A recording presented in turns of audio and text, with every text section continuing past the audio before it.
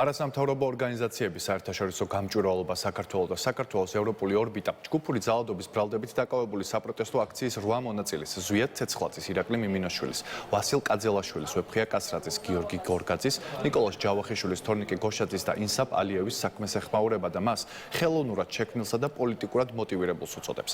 არასამთავრობო ორგანიზაციების წარმომადგენელთა განმარტებით ამ მოსაზრებას ისიც ამყარებს, რომ სისხლის სამართლის საქმის მასალების 14 ტომის შესწავლის საფუძველზე გამოიკვეთა, რომ საქმეში არ მოიპოვება მტკიცებულებათა ერთობლიობა, ასევე მათი შეფასებით ძირითადი მტკიცებულებები მოპოვებულია საპროცესო კანონმდებლობის დარღვევით.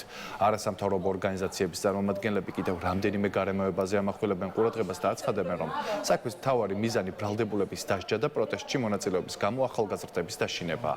ბრიფინგს დაკავებული პირების ოჯახის წევრებიც ესწრებოდნენ. საქმეზე შეგროვებული ძირითადი მტკიცებულებები, აუდიო-ვიზუალური მასალები მოპოვებულია სისხლის სამართლის საპროცესო კანონმდებლობის დარღვევით და წარმოადგენს დაუშვებელ მტკიცებულებებს. საერთოდ არ არსებობს რამე მტკიცებულება, რაც წინასწარ შეთანხმებული ორგანიზებულად ჩამოყალიბებული ჯგუფის არსებობაზე მიუთითებს.